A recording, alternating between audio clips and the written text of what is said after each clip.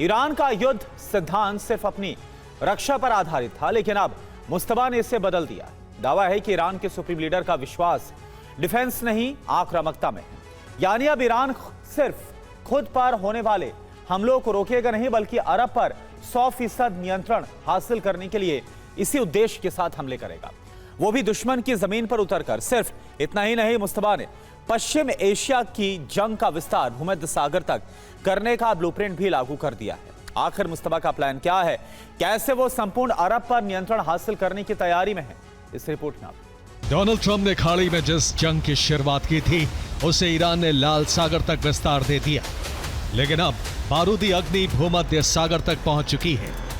भूमध्य सागर से सटा अफ्रीकी देश लीबिया बीते 48 घंटे से दहल रहा है।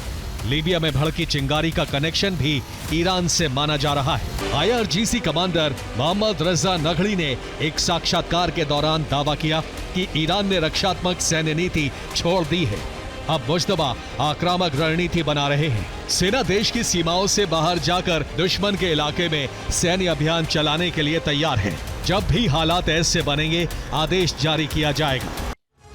फारस की खाड़ी के ज्यादातर द्वीपों पर ईरान का नियंत्रण है, लेकिन यह माना जा रहा है कि ईरान बहरीन पर कब्जे का ऑपरेशन शुरू कर सकता है। दरअसल बहरीन फारस साम्राज्य का हिस्सा था और इसी आधार पर ईरान लंबे समय तक पूरे बहरीन द्वीप समूह को अपना 14वां प्रांत मानता था।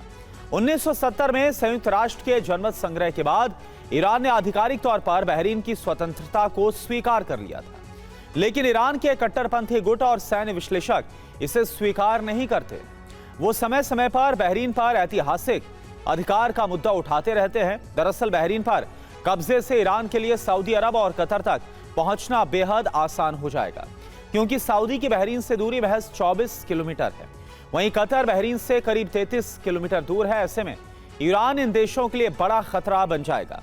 इधर लाल सागर में भी ईरान हूती के जरिए अपना नियंत्रण बढ़ाने की कोशिश में प्रॉक्सी हूती बाब अल मंदेब के एंट्री गेट पर मौजूद हानिश द्वीप समूह पर कब्जे की कोशिश कर सकता है, और इसके साथ ही हूती का प्रयास बाब अल मंदेब के मध्य में स्थित पैरिम द्वीप पर कब्जे का होगा। जिसमें कामयाबी मिलती है तो हूती अदन की खाड़ी के मुहाने पर स्थित सोकोत्रा द्वीप की तरफ बढ़ेंगे, जो लाल सागर रूट का एग्जिट गेट है।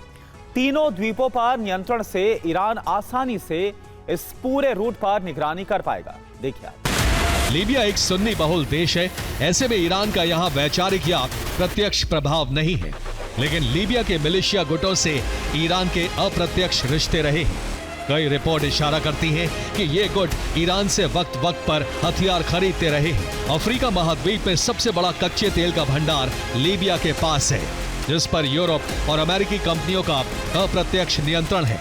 अब माना जा रहा है कि ईरान इन गुटों को तेल रिफाइनरी और पावर प्लांट पर हमले के लिए उकसा रहा है। लीबिया में अफ्रीका का सबसे बड़ा प्रमाणित कच्चे तेल का भंडार है। दशक भर के गृह युद्ध और राजनीतिक अस्थिरता के बावजूद यूरोपीय और अमेरिकी ऊर्जा कंपनियों ने लीबिया के तेल क्षेत्र में भारी निवेश किया हुआ है। इटली की तेल कंपनी एनी ने लीबिया में 68,000 करोड़ का निवेश किया हुआ है। ये भूमध्य सागर में कई बड़े तेल प्रोजेक्ट्स चला रही है। फ्रांस की कंपनी टोटल एनर्जी लीबिया के सबसे बड़े तेल क्षेत्र में भागीदार है और इस कंपनी ने लीबिया में 85,000 करोड़ का निवेश किया हुआ है। स्पेन की कंपनी रैप्सो लीबिया में सबसे बड़े ऑनशोर तेल क्षेत्र अल शराको को ऑपरेट करती है। यहां से लीबिया का 1/3 से ज्यादा तेल निकलता है। ब्रिटेन की कंपनी ब्रिटिश पेट्रोलियम भी लेबनान के तेल इंफ्रा में भागीदार है और इसने लीबिया में 21,000 करोड़ रुपए का निवेश किया हुआ है। ब्रिटेन की ही कंपनी शेल ने लीबिया में 68,000 करोड़ का निवेश किया है। अमेरिकी कंपनियों का इतिहास लीबिया के तेल उद्योग से बहुत पुराना है और वो भी बड़े पैमाने पर विस्तार कर रही है। फिलहाल अमेरिका की एक्सॉन मोबिल और शेवरॉन ने लीबिया में 25,500 करोड़ का निवेश किया हुआ है, जिससे वो भविष्य में बढ़ाने की तैयारी कर रही है।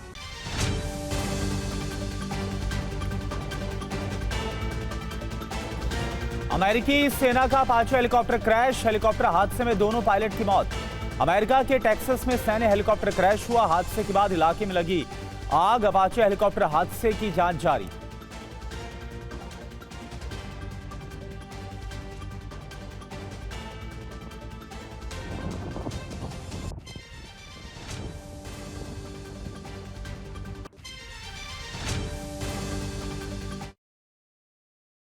ईरान और अमेरिका के बीच पर्दे के पीछे समझौते की कोशिश तेज हो गई। पाकिस्तान को आगे करके ट्रंप समझौते के लिए जमीन तैयार करवा रहे हैं। खबर है कि ईरान ने होर्मुज से जहाजों की आवाजाही के लिए 30 दिनों का एक ट्रायल फॉर्मूला रखा है, लेकिन अमेरिकी राष्ट्रपति डोनाल्ड ट्रंप का हर्ट इस रास्ते में सबसे बड़ी रुकावट बन गया। ट्रंप एक तरफ ईरानी नेताओं को चालाक वार्ताकार बता रहे हैं और होर्मुज पर अमेरिका के पूरे नियंत्रण का दावा कर रहे हैं, वहीं दूसरी ओर युद्ध के खतरे से सहमी अमेरिकी जनता के बीच डोनाल्ड ट्रंप की अप्रूवल रेटिंग गिरकर ऐतिहासिक रूप से सिर्फ 33% रह गई। तो क्या गिनती जो लगातार हम देख रहे हैं कि जिस तरह से रेटिंग्स में कमी आ रही है, इसके दबाव में ट्रंप ईरान से समझौता करने पर मजबूर हो जाएंगे? इस रिपोर्ट में आप देखिए। होर्मुज स्ट्रेट पर ईरान ने 30 दिन के ट्रायल का एक अलग मॉडल सामने रखा है, जिसमें ईरान और ओमान के जहाजों के लिए अलग अलग रास्ते तय किए गए। सबसे पहले देखिए ईरान का रूट। होर्मुज स्ट्रेट के उत्तरी हिस्से से ईरान के जहाजों की आवाजाही का प्रस्ताव दिया। अब देखिए ओमान का रूट। होर्मुज के दक्षिणी हिस्से से ओमान के जहाजों के लिए अलग रास्ता रखने की योजना बनी। इस मॉडल को 30 दिनों तक आजमाने की बात की गई ताकि व्यवस्था की व्यवहारिकता देखी जा सके। 30 दिन यानी कि ट्रायल के बाद अगले चरण में जहाजों से ली जाने वाली फीस और स्थायी व्यवस्था पर बातचीत होनी थी, लेकिन इसके लिए ईरान ने 2 शर्तें लगाई। पहली, प्रतिबंधों में राहत, और दूसरी, ईरान की फ्रीज की गई संपत्तियों को अनफ्रीज किया जाए।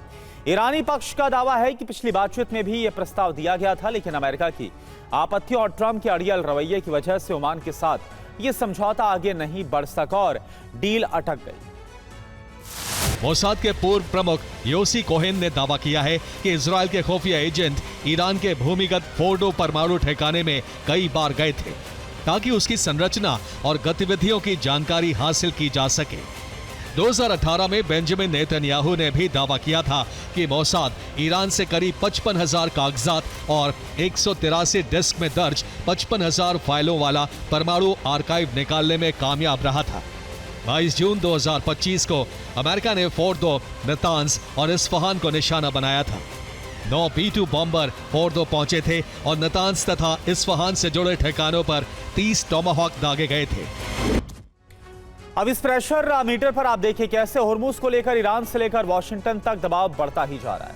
होर्मुज की नाकाबंदी के लिए अमेरिका ने अपनी सैन्य ताकत झोंक रखी है और एक तरफ अमेरिकी नौसेना की ताकत, उसका यूएसएस अब्राहम लिंकन जैसा एयरक्राफ्ट कैरियर और B-2 बॉम्बर तैनात है, जो पूरे पश्चिम एशिया में प्रेशर बढ़ा रहा है। तो दूसरी तरफ डोनाल्ड ट्रंप पर अमेरिका के अंदर ही राजनीतिक दबाव बढ़ता जा रहा है। ट्रंप की अप्रूवल रेटिंग लगातार घटती जा रही है। अमेरिका के भीतर ट्रंप की अप्रूवल रेटिंग सिर्फ 33% रह गई है। 62% अमेरिकी ट्रंप के कामकाज से असहमत है। 61% अमेरिकी अंतर्राष्ट्रीय संकट संभालने की ट्रंप की क्षमता को लेकर चिंतित है।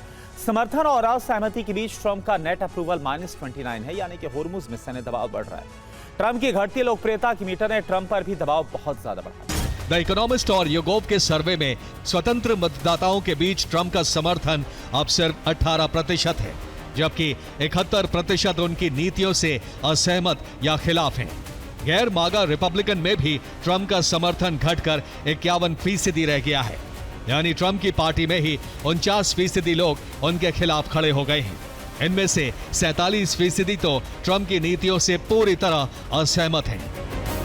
नेटो देश रूस की हार तक यूक्रेन जंग जारी रखना चाहते हैं ताकि पुतिन यूरोप पर कूच का मिशन शुरू नहीं कर सके, लेकिन अब रूसी राष्ट्रपति यूरोप विस्तार के लिए युद्ध खत्म होने का इंतजार नहीं करने वाले।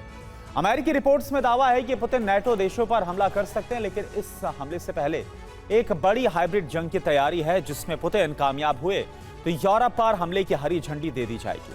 देखिए आप। रूस के राष्ट्रपति व्लादिमीर पुतिन बहुत जल्द नेटो पर एक सीमित हमले करने की योजना बना रहे हैं। इसका मकसद पूरे यूरोप से सीधे जंग लड़ना नहीं होगा, बल्कि नेटो की एकजुटता और उसके जवाब देने की क्षमता का परीक्षण करना होगा। रोमानिया में ड्रोन के टुकड़ों को यूक्रेन भेजा ताकि पुष्टि की जा सके कि इन ड्रोन्स का यूक्रेन से कोई संबंध नहीं है। यूक्रेन ने अपना ड्रोन होने से इनकार कर दिया है। ऐसे में माना जा रहा है कि ये ड्रोन रूस से ही आए थे। नेटो देशों में हर दिन हाइब्रिड हमले हो रहे हैं, खासकर ईस्टर्न फ्लैंक पर स्थित देशों पर खतरा ज्यादा है। रूस हमारी क्षमताओं को परख रहा है और देख रहा है हम कैसे प्रतिक्रिया देते हैं, ताकि वो अपनी रणनीति को और बेहतर बना सके।